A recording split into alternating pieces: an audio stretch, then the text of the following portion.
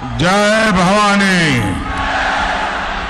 जय भवानी, जय शिवाजी। छत्रपति शिवाजी महाराज की, छत्रपति शिवाजी महाराज की। समस्त मुंबई कराना माझा राम राम। कसे आहात तुम्ही?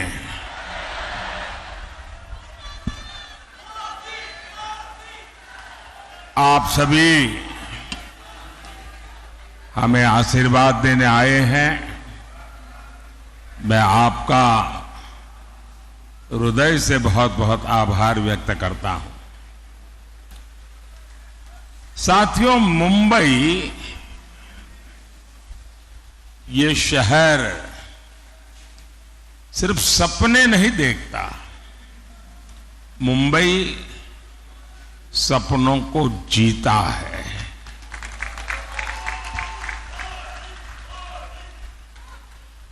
कुछ कर गुजरने का संकल्प लेकर चलने वालों को मुंबई ने कभी निराश नहीं किया है।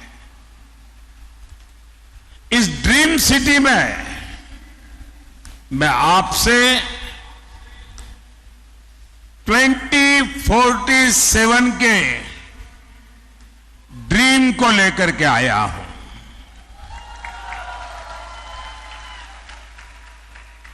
एक सपना है देश का, एक संकल्प है देश का। हम सब ने मिलकर विकसित भारत बनाना है और इसमें मुंबई की बहुत बड़ी भूमिका है। साथियों, आप मुंबई के लोग रफ्तार की कीमत सबसे ज्यादा समझते हैं। भारत के साथ आजाद हुए कितने ही देश हमसे आगे निकल गए। हम क्या किसी से कम थे? फिर कमी कहां थी? कमी उस सरकार में थी जिसने भारतीयों के सामर्थ्य पर भरोसा नहीं किया, विश्वास नहीं किया। और मैंने ऐसे ऐसे प्रधानमंत्री देखे हैं और मैं आप सबको कहूंगा, मुंबई वालों को, कि YouTube पर जाकर के लाल किले से अब तक कौन प्रधानमंत्री क्या बोले हैं सारा अवेलेबल है। आप हैरान हो जाएंगे। एक वो भी वक्त था जब देश के प्रधानमंत्री लाल किले से हम भारतीयों को आलसी कहकर पुकारते थे।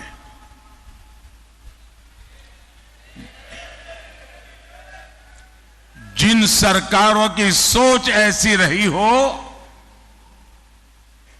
वो देश को कभी आगे नहीं बढ़ा सकते।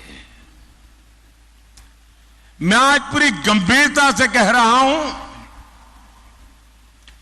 आजादी के बाद गांधी जी की सलाह पर अगर कांग्रेस को भंग कर दिया गया होता तो आज भारत कम से कम 5 दशक आगे होता।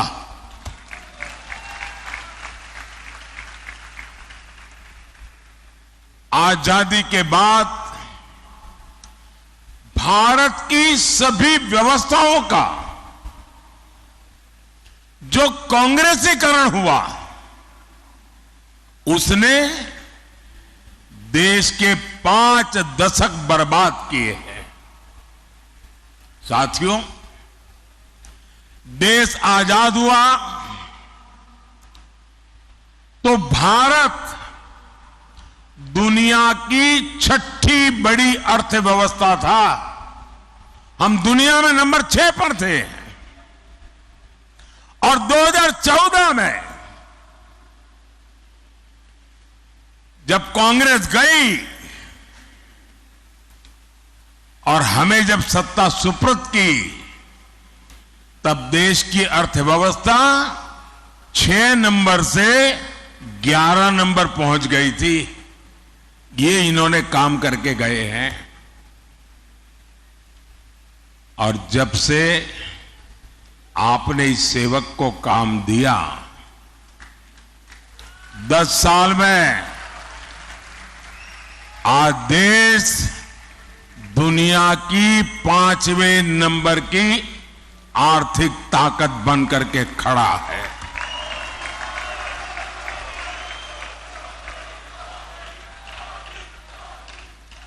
आज भारत में, मुंबई में रिकॉर्ड इन्वेस्टमेंट आ रहा है और मेरी गारंटी है कि कुछ ही सालों में जब मैं आपके बीच आऊंगा तो हम दुनिया की तीसरी बड़ी आर्थिक ताकत बन चुके होंगे।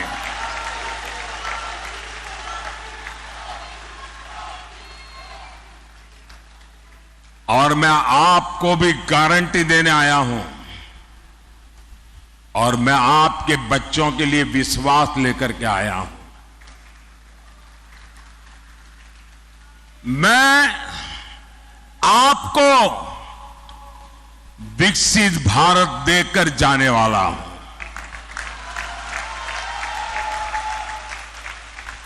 और इसलिए मोदी 24/7 फॉर 2047 के मंत्र के साथ हर पल आपके नाम, हर पल देश के नाम जी जान से जुटा है। साथियों, कुछ लोग कहते हैं कि मोदी जो ये कहता है वो असंभव है। निराशा की गर्त में डूबे हुए लोग उनमें आशा का संचार करना लोहे के चने चबाने का काम होता है। और इसलिए निराशा को पाल करके बैठे हुए लोग हर पल हर चीज असंभव ही अनुभव करते हैं। ये वो लोग हैं जिनको लगता था राम मंदिर भी उनको असंभव लगता था।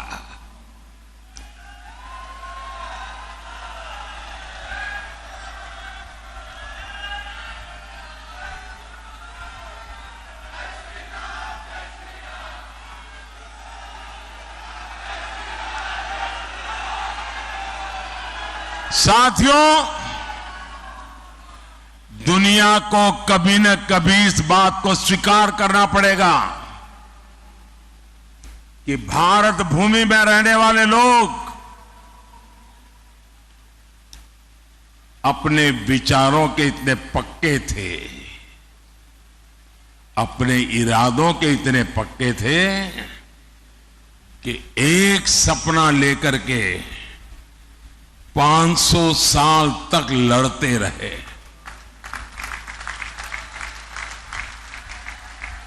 ये छोटा इतिहास नहीं है। 500 साल का अविरत संघर्ष,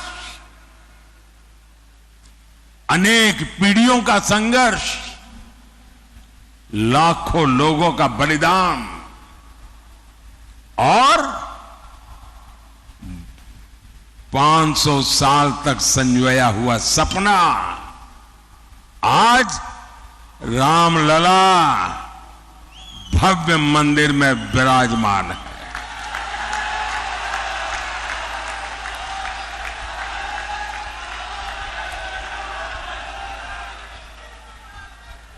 ये निराशा की गर्त में डूबे हुए वो लोग हैं जिनको आर्टिकल 370 का हटना भी असंभव लगता था। आज हमारी आंखों के सामने आर्टिकल 370 की जो दीवार थी ना, उस दीवार को मैंने कब्रिस्तान में गाड़ दिया है।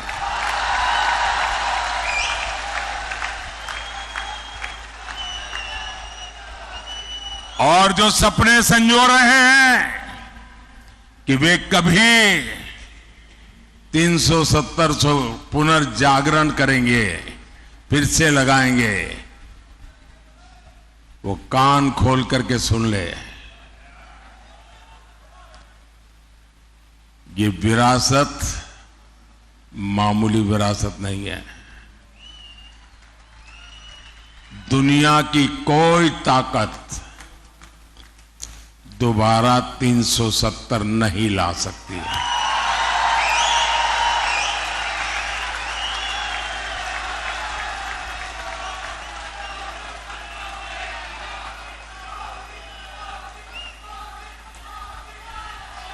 साथियों, हमारा देश दशकों तक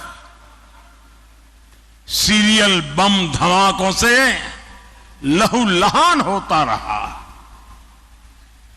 आतंकी हमलों से मां भारती का सीना चीर दिया जाता था। मुंबई जैसे हमारे शहर थर्राते रहते थे। एक ही गूंज सुनाई देती थी कि कहीं कोई लावारिस चीज दिखाई दे तो पुलिस को जानकारी देना। एयरपोर्ट जाओ, स्टेशन पर जाओ, हर जगह पे लिखा रहता है लावारिस चीज को हाथ पर लगाना, लावारिस चीज से चौकन्ना रहना।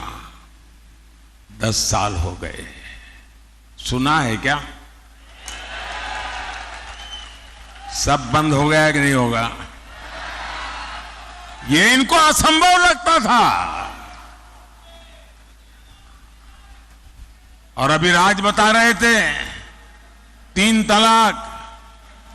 देश की संसद ने 3 तलाक को ही तलाक तलाक तलाक कह दिया।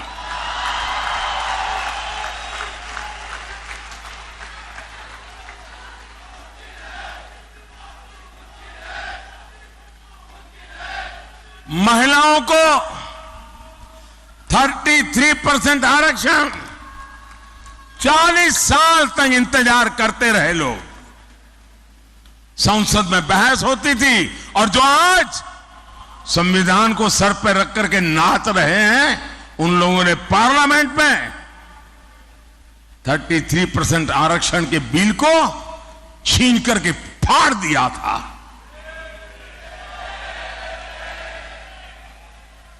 इन सब की छाती पे बैठ करके आरक्षण हुआ कि नहीं हुआ?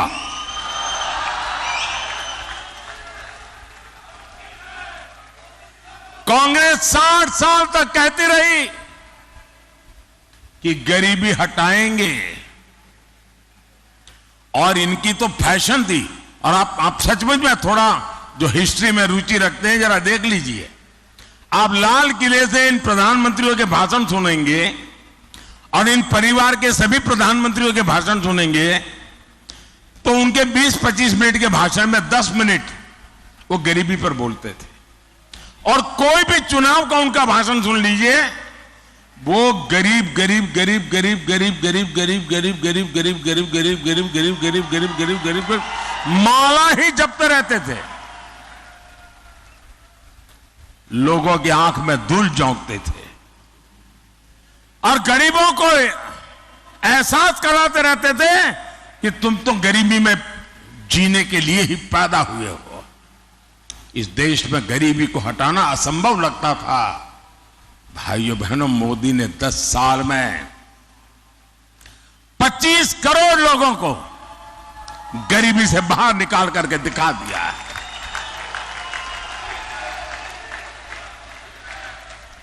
जो असंभव लगता था वो संभव हुआ कि नहीं हुआ? संभव हुआ कि नहीं हुआ? ये किसने संभव बनाया? ये किसने संभव बनाया? ये किसने संभव बनाया? कौन सी ताकत है जिसने ये किया है? ये कौन सी ताकत है? मोदी नहीं, ये आपके वोट की ताकत है ना, इसके कारण हुआ।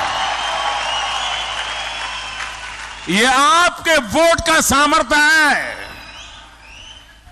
और इसलिए मैं, जो अपने बच्चों का उज्जवल भविष्य चाहते हैं, जो शांति और सुरक्षा चाहते हैं, जो विकास के अनगिनत अवसर चाहते हैं, जो भारत को विश्व में माथा ऊंचा करके जीने वाला देश के रूप में देखना चाहते हैं, ऐसे हर नागरिक को कहता हूं, जरा घर से बाहर निकलिए और अपने वोट का उपयोग कीजिए।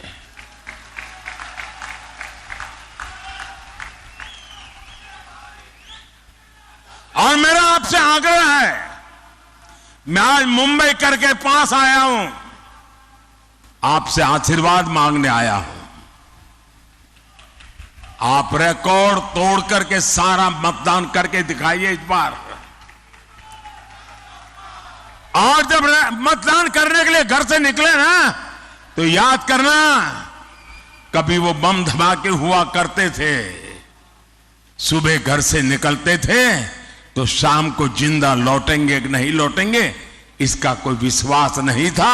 आज गर्व के साथ आपकी बेटी शाम को आनंद से घर लौट सकती है, ये याद करके जाना। और कमल पे और मेरे साथियों के जो सिंबल है उन पे अपना बटन दबा करके मोदी को जरा मजबूत कीजिए।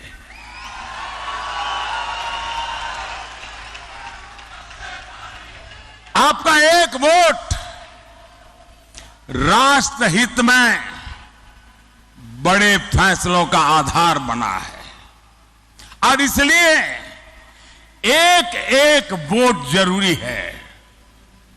साथियों, इन लोगों ने जब जनादेश चुराकर सरकार बनाई, मैं महाराष्ट्र की बात कर रहा हूं, जनादेश को चुराकर सरकार बनाई तो विकास कार्यों से भी अपनी दुश्मनी निकाली। बुलेट ट्रेन का काम हो, मुंबई मेट्रो का काम हो, डेडिकेटेड फ्रेट कॉरिडोर हो, जेएनपीटी में कंटेनर टर्मिनल का काम हो, मुंबई से जुड़े हर बड़े प्रोजेक्ट को इन्होंने लटकाया, अटकाया और भटकाया। ये मुंबई के लोगों से दुश्मनी निकाल रहे थे। साथियों, मोदी का एक महत्वपूर्ण संकल्प है। मोदी मुंबई को उसका हक लौटाने के लिए आया है।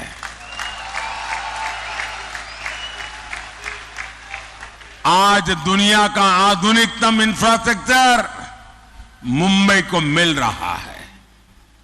आज यहां अटल सेतु है, मुंबई मेट्रो का विस्तार हो रहा है, मुंबई लोकल का आधुनिकीकरण हो रहा है, नवी मुंबई में एयरपोर्ट बन रहा है, वंदे भारत ट्रेनें चल रही हैं, और वो दिन दूर नहीं जब देश की पहली बुलेट ट्रेन मुंबई को मिलेगी।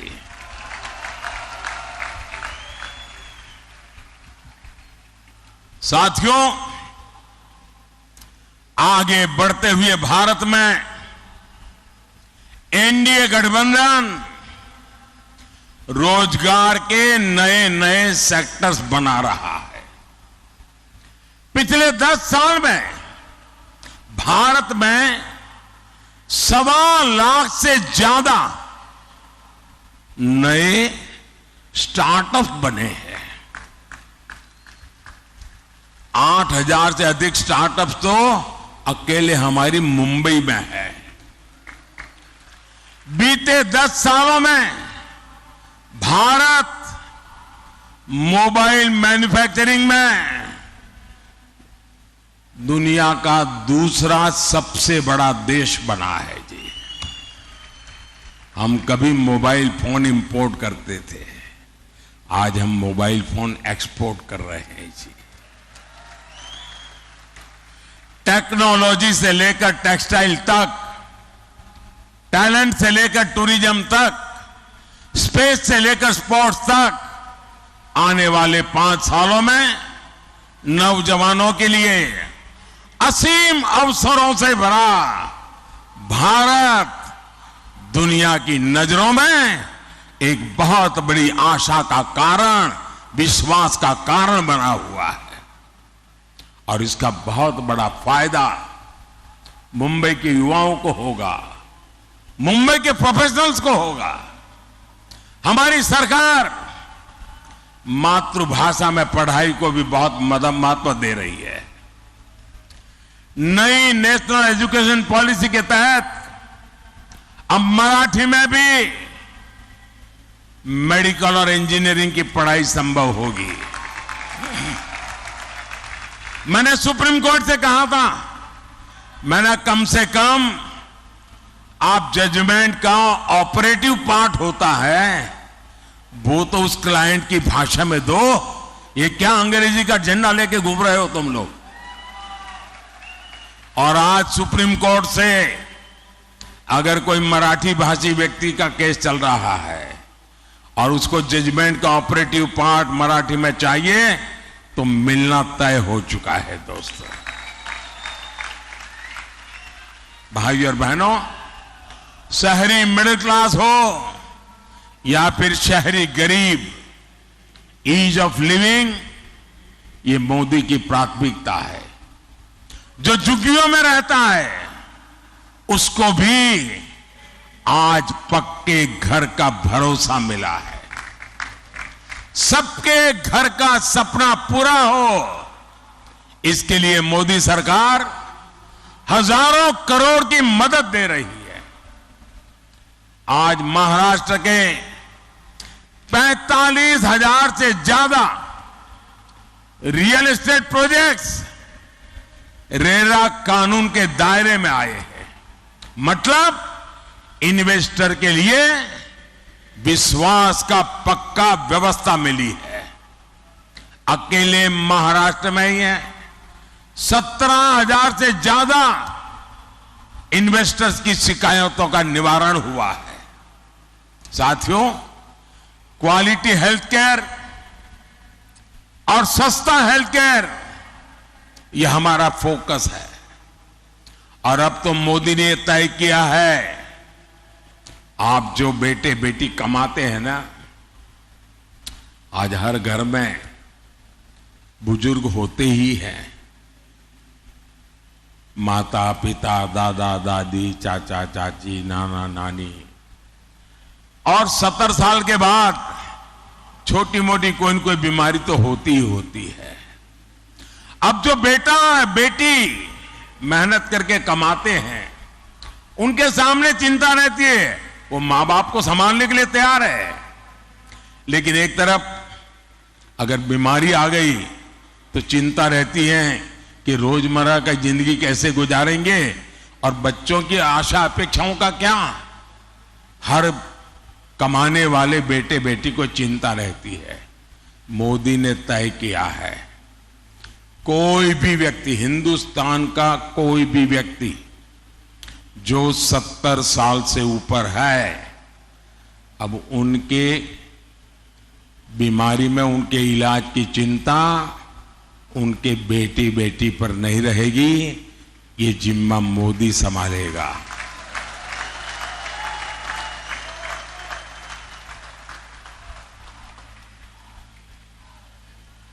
हम जानते हैं मेडिकल इंश्योरेंस कराने में आपको कितनी दिक्कत आती थी। वो भी अब भूल जाइए। अब मोदी आपके बुजुर्ग माता पिता का अस्पताल में इलाज कराएगा और वो भी मुफ्त। भाई और बहनों, 10 साल पहले तक सामान्य गरीब और मिडिल क्लास के लिए बैंक लोन सपना होता था। आज बिना गारंटी का लोन मिल रहा है। पहले फुटपाथ पर रेहड़ी पर काम करने वालों को बैंक के दरवाजे तक जाने की हिम्मत नहीं थी।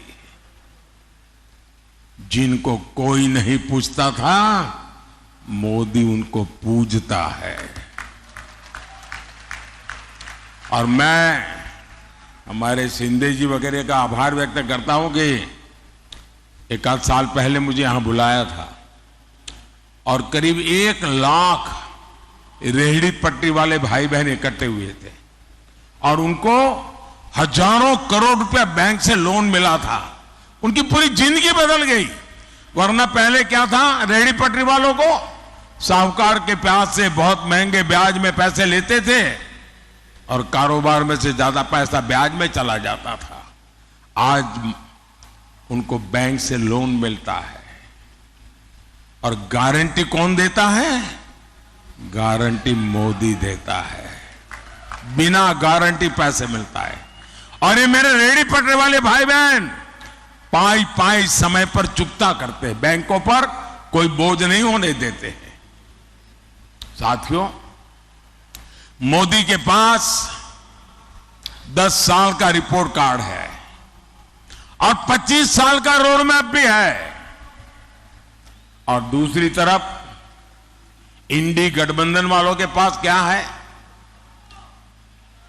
जितने लोग उतनी बातें, जितने दल उतनी घोषणाएं और जितने दल उतने प्रधानमंत्री। कांग्रेस के माओवादी मैनिफेस्टो में जितनी घोषणाएं हैं, अगर उनका हिसाब लगाएं तो देश दिवालिया हो जाएगा। इनकी नजर हमारे मंदिरों के सोने पर है। इनकी नजर महिलाओं के मंगलसूत्र पर है। इन लोगों ने 50% इनहेरिटेंस टैक्स का आइडिया फ्लॉट किया है। यानी आप अपने बच्चों को अपनी विरासत नहीं दे पाएंगे। आपने कितनी मेहनत करके कितना ही कमाया हो, इकट्ठा किया हो, आधा ये सरकार छीन लेना चाहती है, आपको बच्चों को नहीं देने देगी। ये आपकी प्रॉपर्टी का एक्सरे करके अपने वोट बैंक को, जो वोट जिहाद करते हैं ना, उनको देने के लिए वो निर्णय कर चुके हैं। साथियों, ये इनके इरादे बड़े खतरनाक हैं। कांग्रेस के लिए ये अस्तित्व बचाने की लड़ाई है। वो किसी भी हद तक जा सकती है। साथियों, मुंबई तो भारत का इकोनॉमिक पावर हाउस है। आप देखिए, 10 साल पहले शेयर बाजार कहां था और आज कहां है। आज देश के लाखों लाख छोटे छोटे निवेशक बाजार से जुड़े हैं। दुनिया के 4th लार्जेस्ट स्टॉक मार्केट पर देश दुनिया का भरोसा बढ़ता जा रहा है। इंडी अगाड़ी वाले जो साजिश से रच रहे हैं, उसका एक मकसद इस भरोसे को भी तोड़ना है। मैं आपको सावधान कर रहा हूं, कांग्रेस और इंडी अगाड़ी की माओवादी इकोनॉमिक्स मुंबई के पहिए ही जाम कर देगी। दोस्तों, मैं कल्पना करता हूं कि इनकी सोच देश के लिए कितनी बड़ी भयंकर आर्थिक स्थिति पैदा कर सकती है। साथियों, मुंबई चैत्य भूमि से प्रेरणा पाती है। ये भी हमारी सरकार है जिसने चैत्य भूमि सहित देश दुनिया में बाबा साहब के पंच तीर्थ विकसित किए हैं। साथियों, शिव तीर्थ की इस भूमि में यहां कभी बाबा साहब ठाकरे और वीर सावरकर की हुंकार गूंजी थी, लेकिन आज विश्वासघाती अघाड़ी को देखकर उनकी आत्मा को कितना दुख होता होगा। ये नकली शिवसेना वाले, इन्होंने बाला साहब को धोखा दिया, इन्होंने शिव सैनिकों के बलिदान को धोखा दिया। सत्ता के लिए ये राम मंदिर को गाली देने वालों के साथ चले गए। सत्ता के लिए ये मुंबई हमले के बाद पार्टी कर रहे लोगों के साथ चले गए। जो कांग्रेस दिन रात वीर सावरकर को गालियां देती है, आज उसकी गोद में बैठे हैं। और मैं एनसीपी के नेता को चुनौती देता हूं, आप राहुल से बयान करवाइए कि वो जीवन में कभी भी वीर सावरकर का अपमान नहीं करेगा। जरा एक बयान करवा दीजिए। अभी उन्होंने चुनाव के लिए चुप करवाए, ताला मारा है उसको, लेकिन जरा बुलवा दीजिए एक बार कि मैं जीवन भर वीर सावरकर के खिलाफ एक शब्द नहीं बोलूंगा। जरा एक बार बुलवा लीजिए उनको। वो नहीं कर सकते क्योंकि उनको पता है चुनाव खत्म होते ही फिर से वीर सावरकर को गालियां देना शुरू करने वाले हैं। साथियों, महाराष्ट्र की मिट्टी के साथ धोखा करने वाले लोग, महाराष्ट्र के गौरव को ठेस पहुंचाने वाले लोग, साथियों, वो भी एक वक्त था कभी शिवसेना की पहचान यहां घुसपैठियों के खिलाफ खड़े होने की थी। आज वही नकली शिवसेना सीएए का विरोध कर रही है। इनको अब हिंदुओं, बौद्ध, जैन, सिख शरणार्थियों को नागरिकता देने पर भी आपत्ति है। हिंदुस्तान में ऐसा हृदय परिवर्तन किसी पार्टी का नहीं हुआ जैसा अभी की नकली शिवसेना का हुआ है।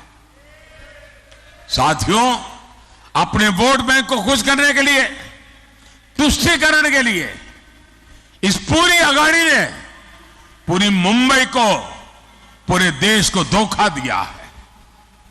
जिस कसाब ने मुंबई करों को दहलाया, इस शहर को खून से रंग दिया, ये लोग उसको क्लीन चिट दे रहे हैं। जिस पाकिस्तान की आज दुनिया में कोई नहीं सुन रहा, ये अघाड़ी वाले सर्जिकल और एयर स्ट्राइक पर उसी पाकिस्तान की भाषा बोल रहे हैं। ये हमारी सेना को झूठा करार दे रहे हैं। छत्रपति शिवाजी महाराज की इस धरती का इससे बड़ा अपमान और क्या होगा। साथियों, इंडिया गाड़ी वाले लगातार बाबा साहब आंबेडकर का, हमारे संविधान का भी अपमान कर रहे हैं। बाबा साहब धर्म के आधार पर आरक्षण के खिलाफ थे। पूरी संविधान सभा एक मत हुई थी कि हमारे देश में धर्म के आधार पर आरक्षण नहीं होगा, लेकिन इंडिया गाड़ी वाले दलित, पिछड़े, आदिवासियों के हक का आरक्षण छीनकर धर्म के आधार पर वोट जिहाद करने वालों को देना चाहते हैं। सत्ता के लिए इनकी धोखेबाजी नहीं चलेगी। आर्टिकल 370 हटाकर देश में एक संविधान लागू कराने वाला मोदी संविधान का सबसे बड़ा रक्षक है।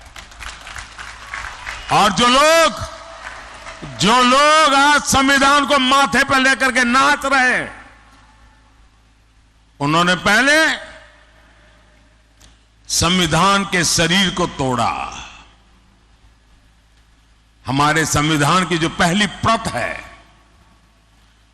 उसमें एक हिस्सा है संविधान के संबंध में लिखा हुआ बातें, दूसरा उसमें चित्रकाम है।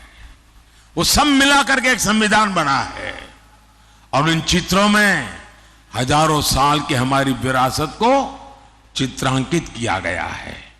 इन्होंने पहला काम किया, पंडित नेहरू ने वो चित्र वाला संविधान अलमारी में रख दिया और सिर्फ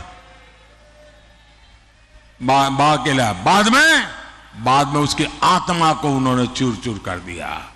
अब ये लोग संविधान की पीठ पे छुरा भोंकने की कोशिश कर रहे हैं।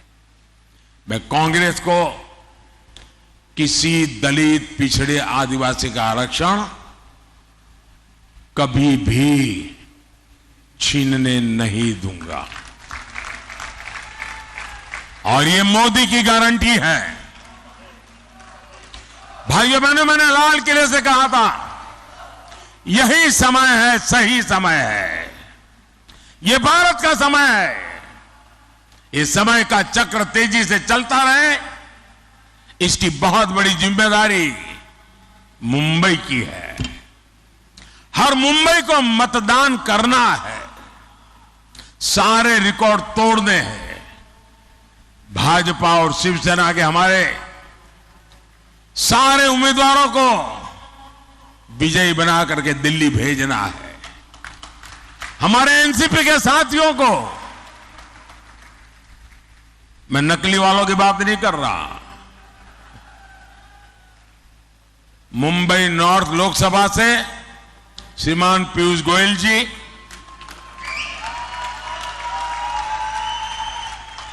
मुंबई नॉर्थ वेस्ट लोकसभा से रविंद्र वायकर जी,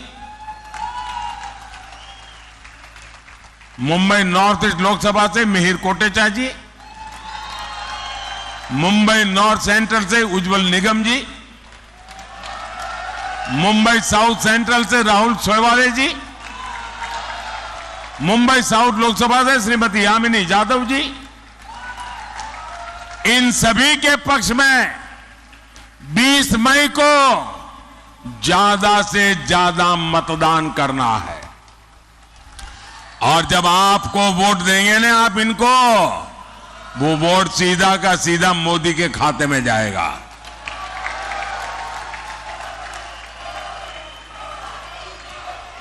साथियों, मैं पूरा हिंदुस्तान घूम के आया हूं और मैं विश्वास से कहता हूं इस बार के चुनाव नतीजे पुराने सारे रिकॉर्ड तोड़ने वाले होंगे।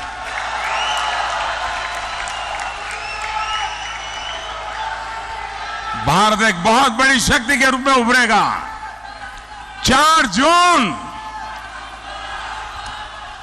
और इसलिए साथियों आप सबका सक्रिय सहयोग, मेरे साथ बोलिए भारत माता की, भारत माता की, भारत माता की। बहुत बहुत धन्यवाद।